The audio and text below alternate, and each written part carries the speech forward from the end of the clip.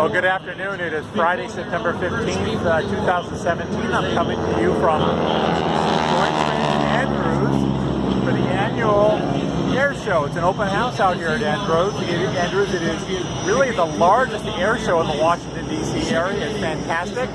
Boeing is out here promoting its MH-139 helicopter, which I've been working on. We've been doing a lot of interviews with media. It's hot, which is why I've got this hat on and these sunglasses, because I'm telling you, it's scorching even for mid-September. What you're hearing behind me, you're hearing Japanese Zeros sort of recreating the Pearl Harbor attack.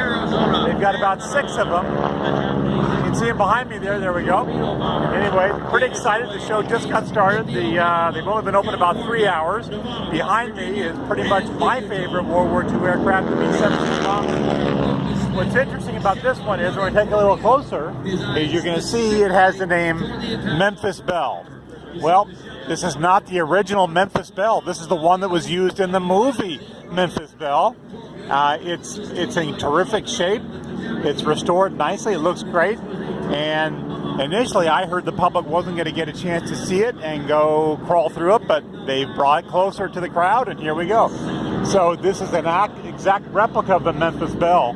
The real Memphis Belle, I believe, is still being restored. So it's kind of neat to see this. If I get a chance, I'll crawl through this again. Now, over here in front of me is another famous World War II plane, made famous during the D-Day invasion. This is the C-47. Now, some of these are still flying today. I know in Southern California, you've got C-47s that shuttle people from the Long Beach airport to Catalina Island. But this was the primary aircraft used during the D-Day invasion for paratroopers and bringing in cargo and airdropping supplies. This is in beautiful shape. I had a chance to go aboard earlier, and I will take you aboard on this one. This is a really cool thing to see. Been to many air shows, but I have not been aboard a C-47 until I got here. So it's kind of cool. On the other side over here, straight ahead, you can see we have a P-51 Mustang in the foreground, and right in front of it is one of the presidential aircraft, the executive aircraft. It could be an Air Force II for the Vice President. We got some Sky Typers over here. These guys are going to be flying shortly. They're getting ready. They are the Sky Typers, the Geico Sky Typers. But let's get back to the C-47 here. This is a beauty. And you got to love the Normandy, the D-Day stripes. And things happen. I don't know how many of you have been aboard, but this is really worth it. From the mainland arrive and are immediately attacked by the Zeros. All right, there we go. Permission to come aboard. All right, very good. Here we go.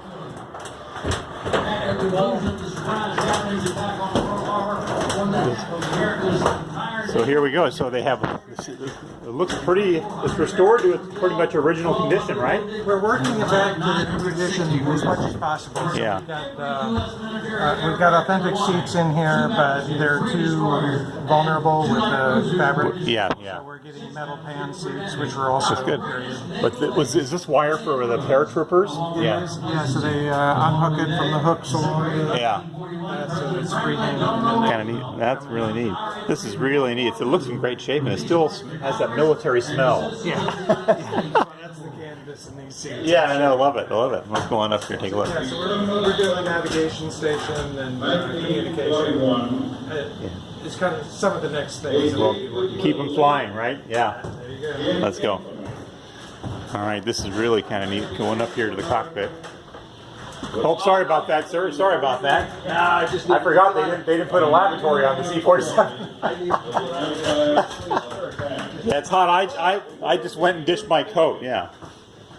These look really good.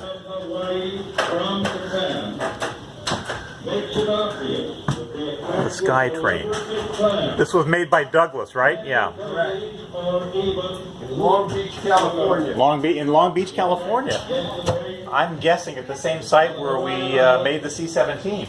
Oh, really? I'm guessing, because that's where they made a lot of World War II aircraft.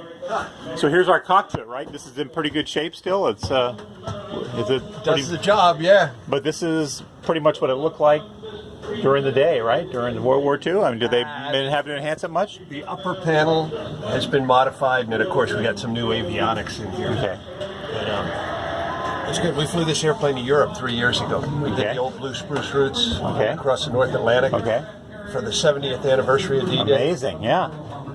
Did you fly over for the ceremony? Were you doing the flyover? Because I remember they did that. They had a flyover. We're going to be flying tomorrow and Sunday, Okay, not okay. today. No, I'm talking about for the D-Day anniversary, the 70th anniversary. They had C-47s flying over. We were in Normandy then. Yeah, We were okay. flying out of Cherbourg. Okay. Wow.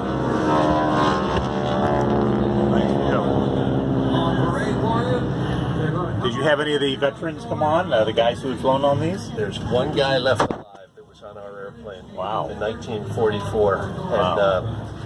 And he was with the 82nd Airborne. He was a paratrooper. So we paid for he and his family to come join us. And on the 5th of June, 2014, 70 years to the day, we had him, his family, other veterans. Tom Brokaw was on board with his I video remember that. photographer. I do remember that, yeah. And we flew him in the same airplane over the same drop zone, same bearing, same speed, same altitude. Oh, I bet he loved it. That was I bet really he absolutely loved it. Very, very cool. Well, thanks for taking care of it and keeping it flying. It's great. It's an honor. Fantastic. All right, have a great show, okay? And All you're right. not flying during the show, right? Tomorrow and Sunday. we're Tomorrow and flying. Sunday. Okay, look forward to that. Okay, thanks. Sure. All right.